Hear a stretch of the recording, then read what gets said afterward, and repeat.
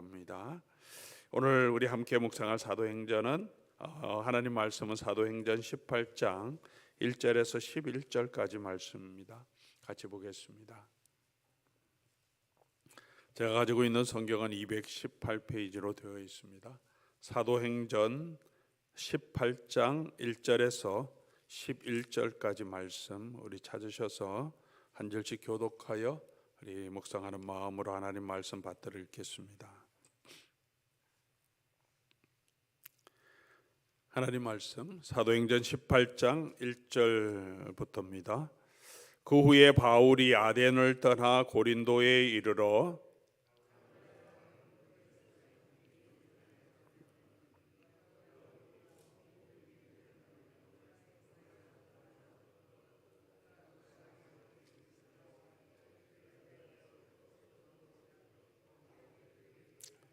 생업이 같으므로 함께 살며 일을 하니 그 생업은 천막을 만드는 것이라.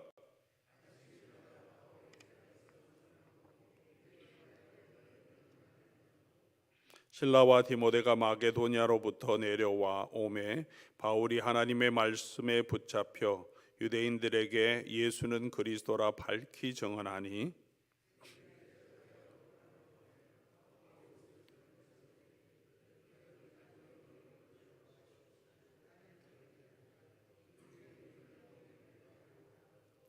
거기서 옮겨 하나님을 경외하는 디도 유스도라 하는 사람의 집에 들어가니 그 집은 회당 옆이라.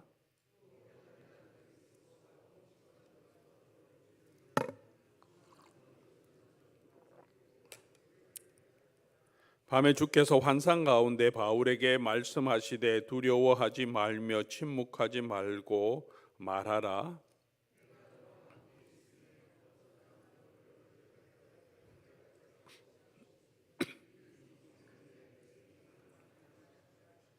같이 읽겠습니다. 1년 6개월을 머물며 그들 가운데서 하나님의 말씀을 가르치니라. 아멘. 같이 한번 기도하겠습니다.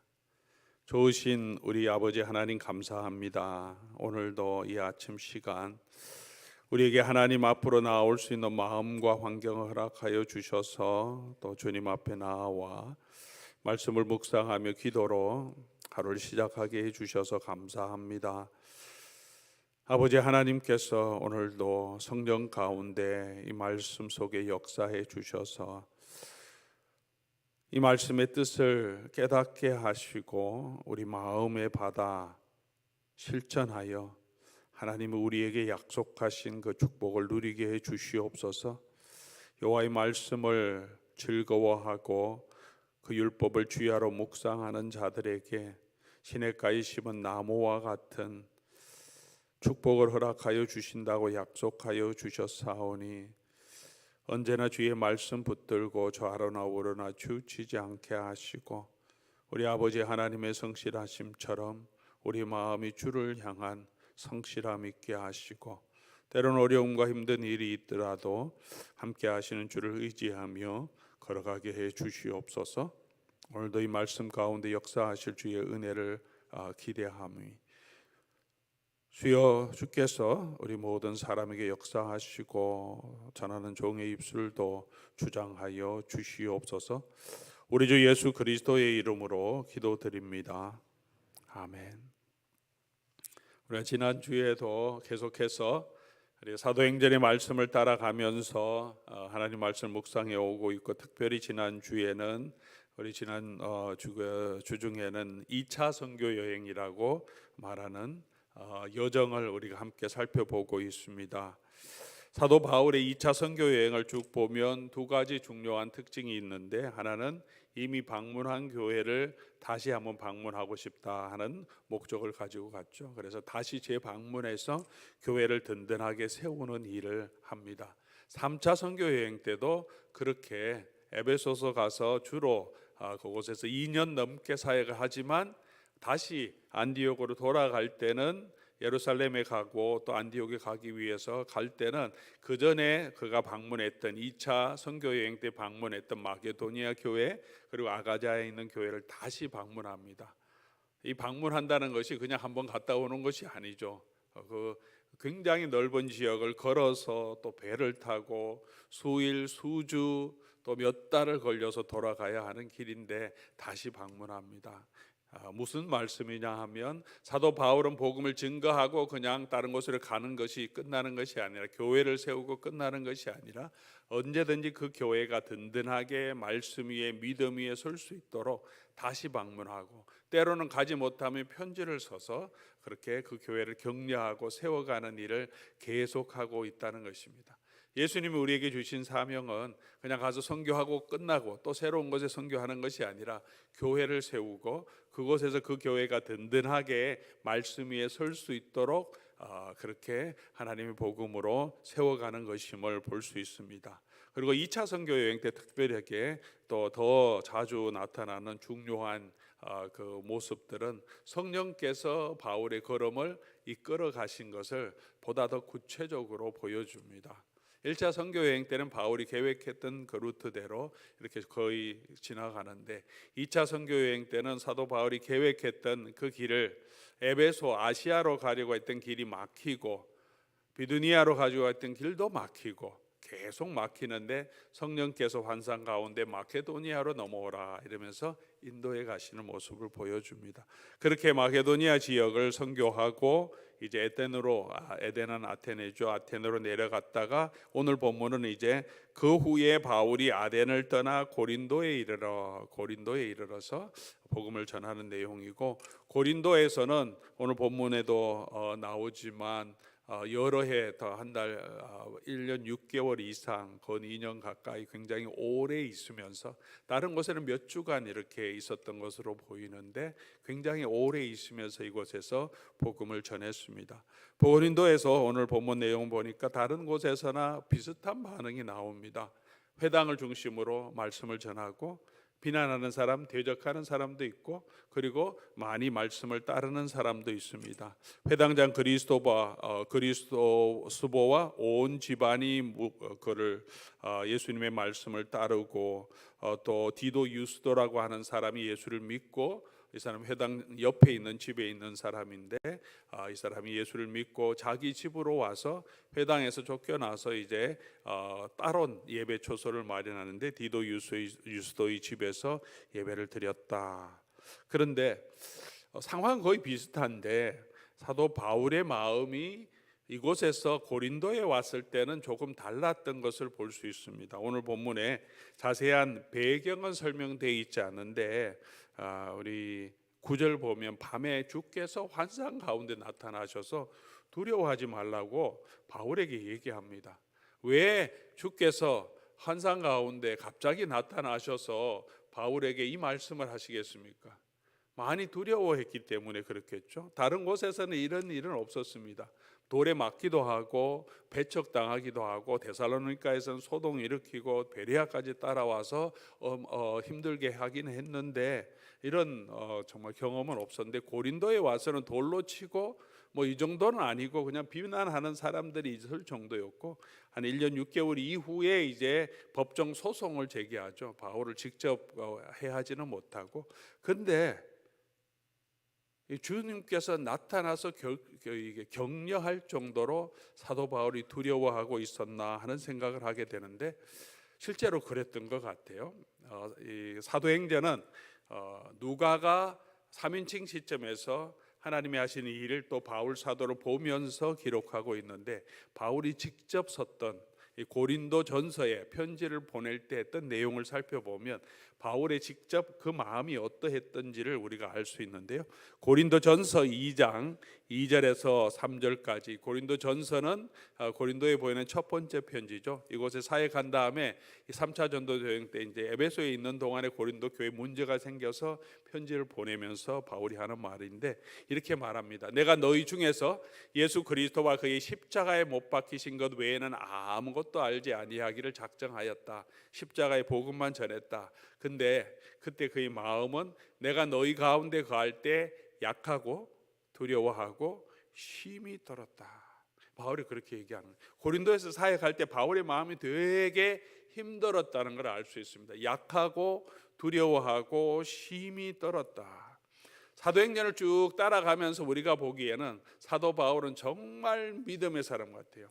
흔들림도 없고 돌에 맞아도 툭툭 털고 일어나서 또 그곳으로 들어가서 교회를 방문하고 그 먼 길을 다시 돌아서 다시 안디옥으로 갈 정도로, 마게도니아에서도 데살로니가에서 핍박을 받으니까 그곳을 털고 또 베레아를 가고, 베레아에서 오니까 또 그곳을 털고 또 아덴에 가서, 가는 곳마다 아덴에서도 너무나 신전이 많은 걸 보고 담대하게 시장에서 막 복음을 전하고. 근데 바울의 내면을 보니까 심히 두려워하고 떠는 마음도 있었습니다. 이 내용을 통해서 유추해 보면 그전에도 그런 마음은 좀 있었을 거다.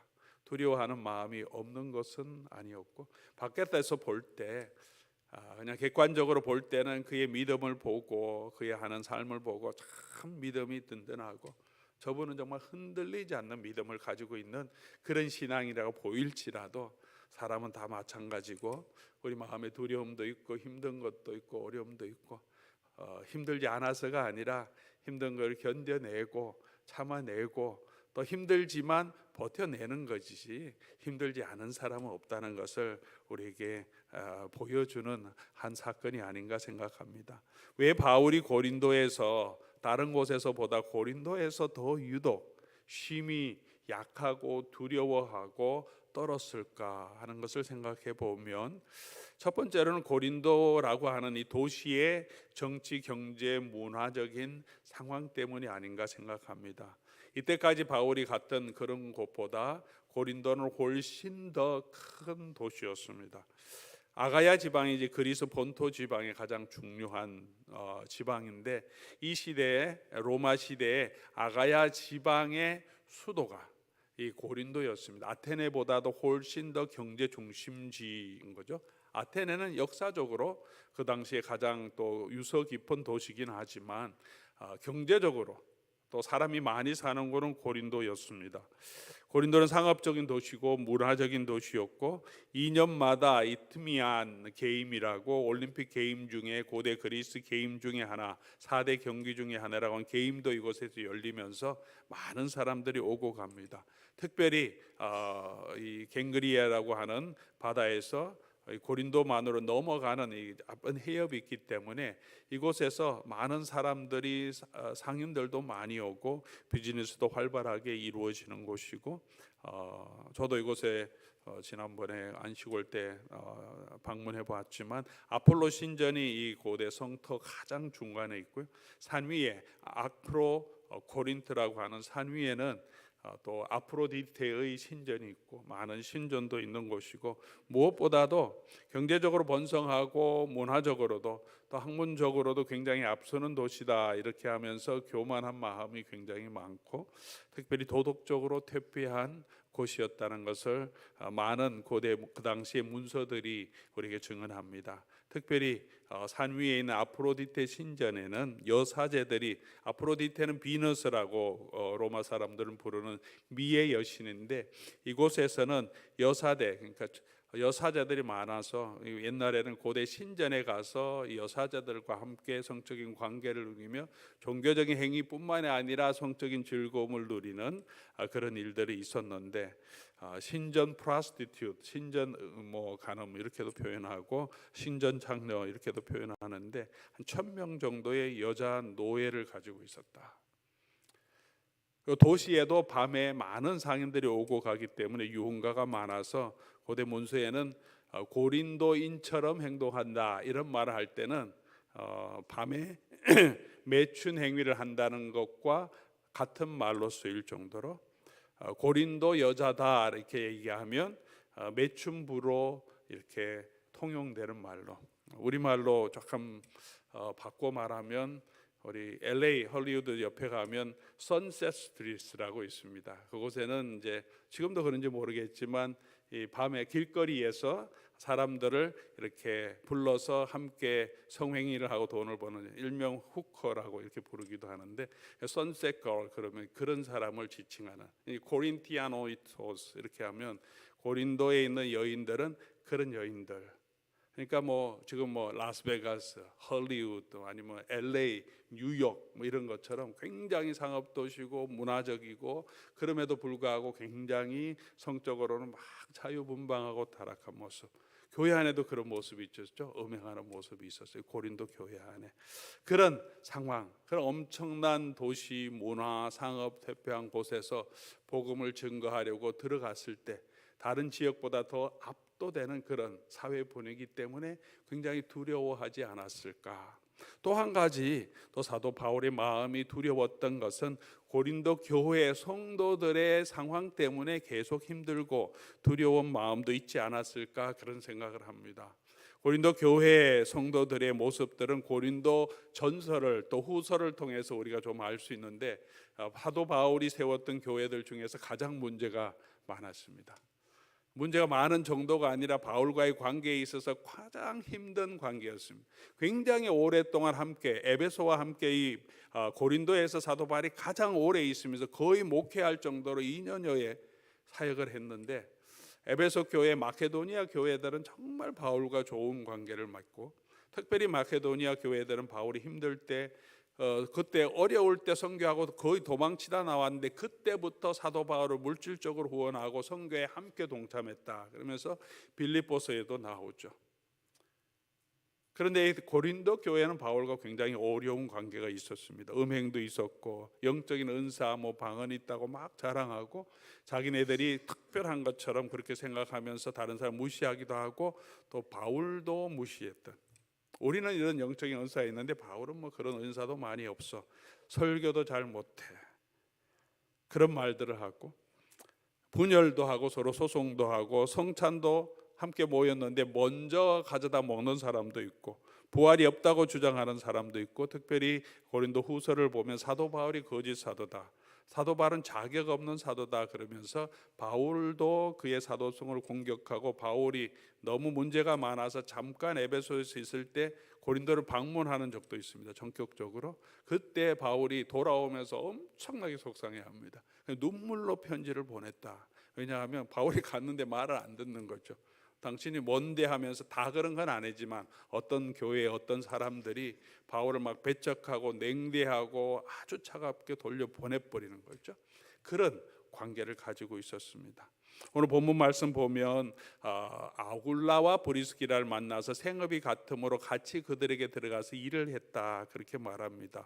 다른 곳에서는 일을 안 했는데 왜 이곳에서부터는 일을 했을까? 뭐 다른 곳에는 오래 거하지 않았기 때문에 그럴 수도 있겠죠. 그런데 고린도후서 11장 9절 말씀 보면 그 상황을 또 조금 우리가 알 수 있는데, 고린도후서 11장 9절 보면 내가 너희와 함께 있을 때, 이제 고린도에 사역할 때죠. 비용이 부족하여서 이 트래블하고 진행하는데 이제 아덴에 갔다 내려왔는데 이제 쓸 돈이 없는 거죠. 근데 성도들을 그때 믿는 사람이 얼마 안 되고 처음 믿는 교회니까 부탁하기가 마음의 부담이 많이 되었던 거죠. 쓸 비용이 부족했는데 아무에게도 누를 끼치지 아니하였다. 내가 성도들의 고린도 교회에 있는 성도들에게 이런 뭐 재정적인 지원을 전혀 요청하지도 않고 받지도 않았다. 왜 그랬냐면 일을 했다는 거죠. 아볼로 브리스길라 아굴라와 함께 자기가 스스로 일을 했다. 왜 그랬을까? 이렇게 보니까 마게도니아에서는 형제들이 나의 부족을 보충하였다. 이제 오늘 본문에도 실라와 디모데가 마게도니아에서 다시 돌아옵니다. 두고 왔었잖아요. 그래서 다시 돌아올 때 그 교회들이 믿음 안에 든든히 서 있다는 보고와 함께 이 성도들이 처음 믿고 어려운 가운데 있는데 사도 바울이 또 선교 여행하시니까 헌금까지 모아서 그런 좋은 소식과 함께 헌금도 가지고 왔던 거죠. 마게도니아에서 온 형제들이 나의 부족한 것을 채워줬다. 그럼에도 불구하고 내가 모든 일에 너희에게 폐를 끼치지 않기 위하여 스스로 조심하였고 또 조심했다라고 말합니다. 이 말을 보면 바울의 정말 그 헌신도 볼 수 있지만 이 교회에서 바울이 가졌던 마음도 볼 수 있습니다. 굉장히 부담스러워했구나. 혹시 성도들이 마음 상할까 봐 믿고 신뢰하고 마게도니아 교회처럼 그렇게 적극적으로 그를 후원하고 좋아해 주는 그런 모습들이 아니고 성도들 보니까 아직도 믿음이 없고 뭐 이런 여러 가지 부족한 상황이 있으니까 교회의 상황이 그랬고요. 배척하는 일도 있는 걸 보니까 조심하고 또 조심하니까 얼마나 사역이 외부적인 문제도 있고 교회 안에 이런 사정도 있으니 심히 두렵고 떨었다. 이런 말을 우리가 그게 정말 바울의 마음 가운데 나타난 말이 아닐까 생각합니다. 그런 상황에서 어떻게 바울이 힘을 얻고 계속해서 담대하게 복음을 증거했을까? 오늘 본문 내용 가운데 그런 내용들을 우리가 나오며 또 저와 여러분에게도 그런 상황이 있을 때 우리가 어떻게 힘을 가지고 계속해서 복음을 증거할 수 있을지 또 우리에게 주시는 교훈도 있습니다. 첫 번째는 주께서 동역자를 보내주세요. 이 고린도에 갔는데 2절 보니까 아굴라라 하는 본도에서 난 유대인 한 사람을 만나고, 이 사람 원래 이탈리아 쪽에 있었는데 추방을 받아서 지금 고린도에 와 있다는 거죠. 그의 아내 브리스길라와 함께 이탈리아에서 온 시라 바울이 그들에게 가매. 사실 바울은 지금 실라와 디모데도 없어요. 그를 안내하는 사람을 따라서 고린도까지 왔는데 주변의 동역자들은 아직 오지 않았고 혼자 이 큰 도시에서 이런 사람들에게 복음을 전해야 하는데 하나님은 미리 역사 가운데 역사하셔서 이 모든 것을 활동하셔서 유대인의 추방까지 하나님 사용하셔서 아굴라와 브리스기라를 추방당해서 그곳에 와 있게 하시고, 이 사람들은 바울이 전도한 사람이 아니고 이미 예수를 믿는 사람임을 우리가 분명히 알 수 있죠. 그 다음에 우리가 앞으로 바울 서신에서 계속 나오듯이 바울 사역에 이때 만나서 에베소에서 같이 사역하면서 바울의 동역자로, 헌신자로, 후원자로 브리스길라와 아굴라는 끝까지 바울 옆에서 신실한 동역을 합니다.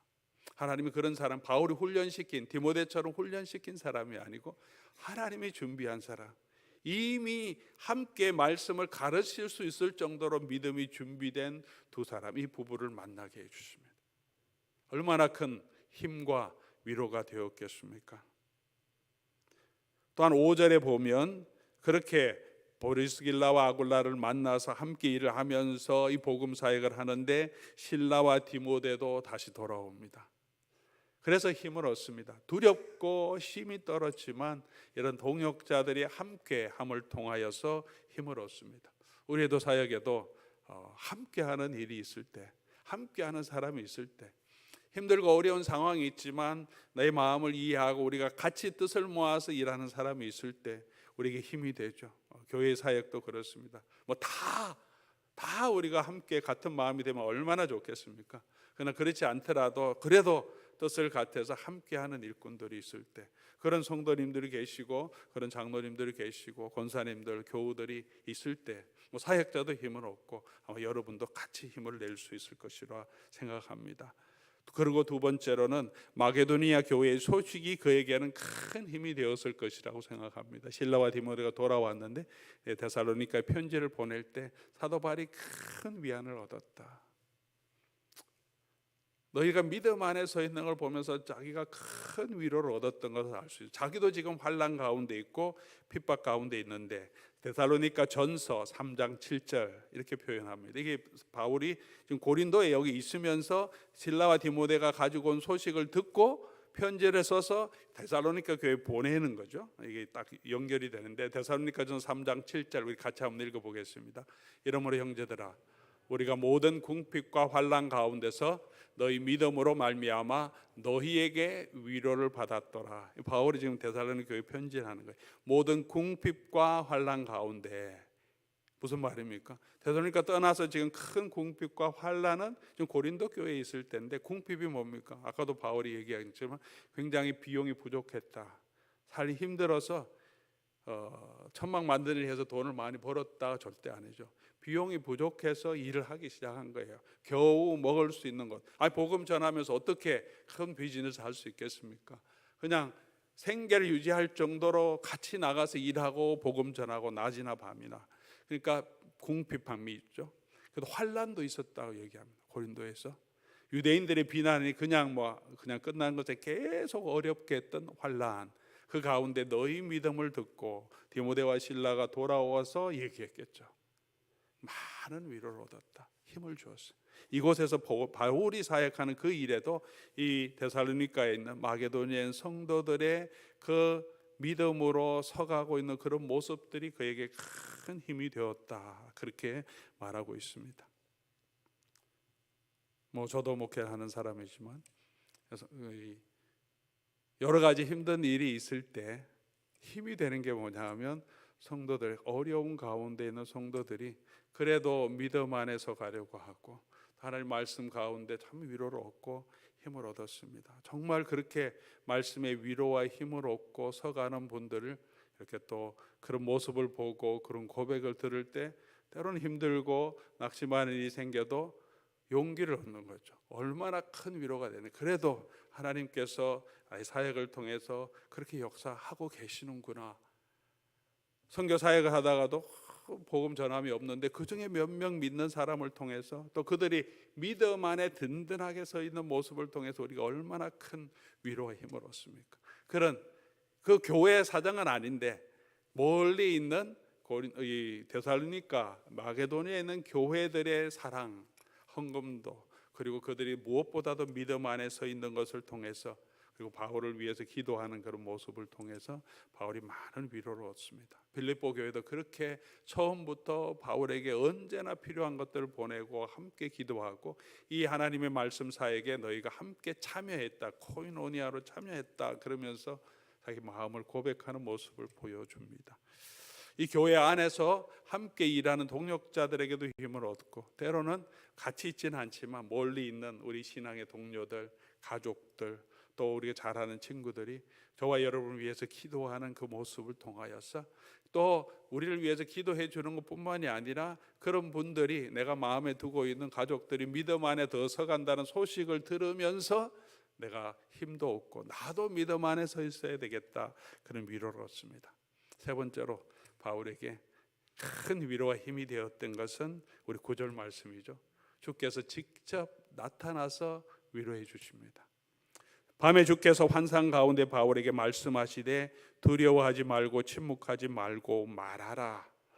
내가 너와 함께 있음에 어떤 사람도 너를 대적하여 해롭게 할 자가 없을 것이니 이는 이성 중에 내 백성이 많음이라. 주께서 너무 두려워하고 있고 어려움 가운데 있으니까 주께서 직접 나타나셔서 환상 가운데 바울을 위로해 주십니다. 격려해 주십니다. 두려워하지 말라. 침묵하지 말고 계속 말하라. 뭐라고 말합니까? 내가 너와 함께 있겠다. 그리고 내가 너를 대적들에게서 도와주겠다. 구약 성경에서 하나님이 나타나셔서 그 백성에게 하신 말씀과 동일한 말씀이죠. 내가 너와 함께 하겠고 내가 너를 도와주겠다. 너의 대적이 나의 대적이 되겠고 내가 어디로 가든지 내가 너와 함께 하겠다. 바울에게 그런 용기와 힘을 주십니다. 그렇게 바울이 힘을 얻고 1년 6개월 동안 이곳에 거하면서 계속해서 복음을 전할 수 있었던 것입니다. 사랑하는 교우 여러분, 저와 여러분에게도 우리의 삶에도 마찬가지로 우리가 심히 두렵고 약하고 힘들게 하는 그런 환경들이, 여러 가지 환경들이 있습니다. 그런 삶 가운데도 우리 함께 일하는 동역자들을 보내주심으로 신실한 일꾼들 봄으로 위로를 주시기도 하시고 우리를 위해서 기도하고 또 멀리 있지만 함께 믿음 안에 서 있는 교회와 성도들을 통해서 힘도 얻게 됩니다. 그러나 무엇보다도 우리 바울에게 나타나신 것처럼 주께서 저와 여러분 곁에 계시며 우리를 도와주실 것입니다. 내일 우리 연결되는 본문을 주일 살펴보면서 주께서 어떻게 바울을 지켜주셨는지를 또 우리가 같이 살펴볼 것입니다. 바울에게만 주신 약속은 아니죠. 왜 기록해 놓았겠습니까?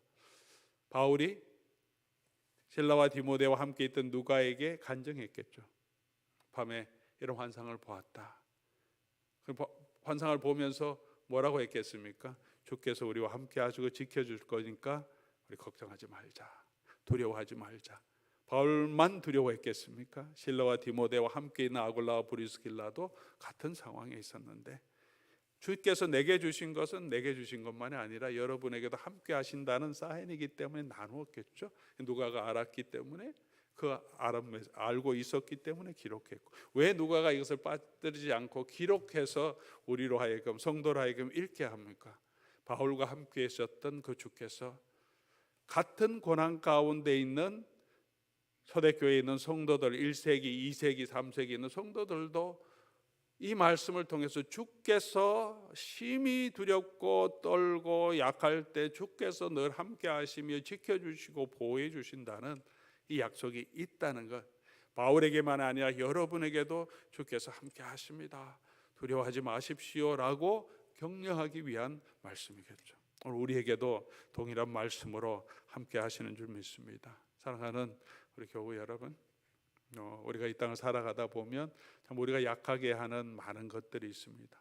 육체적인 질병도 있고, 삶의 어려움도 있고, 가정의 문제도 있고, 경제적인 어려움도 있고, 내가 해결할 수 없는 그런 사건들이 우리에게 들어져서 하나님 도와주시지 않으면 해결할 수 없는 그런 사건들도 있고, 우리 마음이 그냥 흔들리고 약해지고 막 심히 두려워 떨 때도 있습니다. 그때 우리 기억하면 좋겠습니다. 주께서 여러분에게 환상 중에 나타나실 수도 있고, 환상 중에 나타나지 않더라도 오늘처럼 이렇게 말씀으로 저와 여러분에게 나타나셔서 우리에게 말씀해 주시고 계심을 믿습니다. 주께서 여러분과 함께 하시고 저와 함께 하시고, 주께서 우리를 지켜주시고 우리 대적의 손에서 반드시 건져주실 것입니다. 이 주님이 저와 여러분과 우리 교회와 함께함을 믿고 오늘도 담대하게 복음을 전하라 그런 것처럼 담대하게 우리 가운데 역사하시는 그 하나님의 놀라운 일들을 계속해서 전하는 저와 여러분 될 수 있기를 주의 이름으로 간절히 소원합니다. 우리 오늘 말씀 생각하시면서 우리 찬송 같이 하고 기도하면 좋겠습니다. 아무것도 두려워 말라, 주 나의 하나님이 지켜주시네. 우리 같이 우리 자신을 위로하고 우리 성도들 위로하는 마음으로 같이 찬송하겠습니다.